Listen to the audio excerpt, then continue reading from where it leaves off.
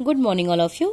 Class 7th Hindi व्याकरण, आपका lesson है संधि।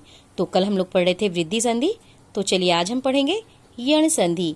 तो देखिए यण संधि के 3 नियम हैं। पहला नियम देखिए, यदि ई या ई के बाद इससे भिन्न कोई अन्य स्वर आता है तो दोनों के मेल से या बन जाता है।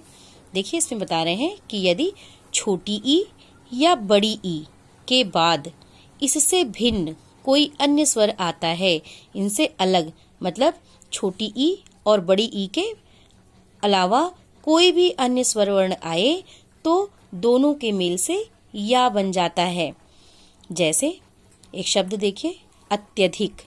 अत्यधिक शब्द का जब हम संधि विच्छेद करेंगे तो हो जाएगा अति धन अधिक। तो पहले शब्द का हम क्या लेते हैं, अंतिम वर्ण लेते हैं, और दूसरे शब्द का हम प्रथम वर्ण लेते हैं।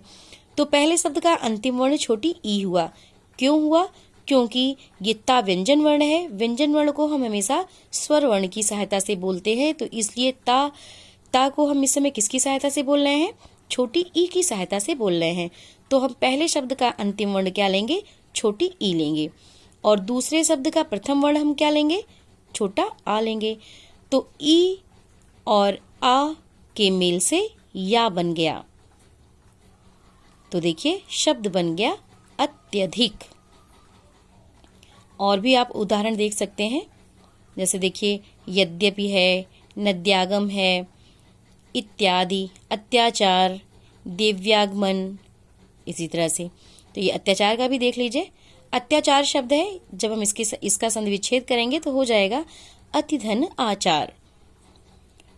तो अति ये एक शब्द है, अति। तो हम इसमें पहले शब्द का हम अंतिम वर्ण क्या लेंगे? छोटी ई लेंगे। दूसरे शब्द का हम प्रथम वर्ण क्या लेंगे? बड़ा आ लेंगे। तो ई और बड़ा आ मिला के क्या बन जाएगा? या, और इनसे शब्द बन जाएगा अत्याचार। चलिए आगे देखते हैं इसका दूसरा नियम। इसका दूसरा नियम है, देखिए, छोटा ऊ या बड़ा ऊ के बाद उससे भिन्न कोई स्वर आने पर ऊ और ऊ का वा हो जाता है। इसमें बता रहे हैं, इसके दूसरे नियम में बता रहे हैं कि यदि पहले शब्द का अंतिम वर्ण छोटा ऊ हो या बड़ा ऊ हो, और इसके बाद मतलब इन सबसे भिन्न कोई स्वर वर्ण आए, कोई भी स्वर वर्ण आए, तो छोटा ऊ और बड़ा ऊ का वा हो जाता है। जैसे आप इसके पहले नियम में देखें कि छोटी ई और बड़ी ई के बाद उससे भिन्न कोई अन्य स्वर वर्ण आया तो क्या बन गया? या बन गया। और इसके दूसरे नियम में बता रहे हैं कि यदि छोटा ऊ या बड़ा ऊ के बाद उससे भिन्न मतलब इन सबसे हटके कोई भी स्वर वर्ण आए तो छोटा ऊ और बड़ा ऊ का वा बन जाता है। तो देखिए, जैसे उदाहरण के रूप में देख लीजिए, एक शब्द है स्वच्छ। स्वच्छ एक शब्द है, जब हम इसका संधि विच्छेद करेंगे तो हो जाएगा सुधन अच्छ। सुधन अच्छ। तो देखिए सा पे छोटे ऊ की मात्रा है, तो पहले शब्द का हम अंतिम वर्ण क्या लेंगे? छोटा ऊ लेंगे, और दूसरे शब्द का प्रथम वर्ण हम क्या लेंगे? छोटा आ लेंगे। तो इसमें बताया गया ऊ या ऊ के बाद, छोटा ऊ या बड़ा ऊ के बाद, तो पहले शब्द का अंतिम वर्ण छोटा ऊ या बड़ा ऊ के बाद उससे भिन्न कोई स्वर आने पर, तो इससे भिन्न देखिए ये स्वर वर्ण आया है, छोटा ऊ और बड़ा ऊ से भिन्न, इनसे हट के इसके बाद क्या आया है? ये दूसरा स्वर वर्ण आया है कि नहीं आया है? छोटा आ। तो ये आया है छोटा आ। तो इसलिए ये छोटा ऊ और छोटा आ के मेल से क्या बन गया? वा।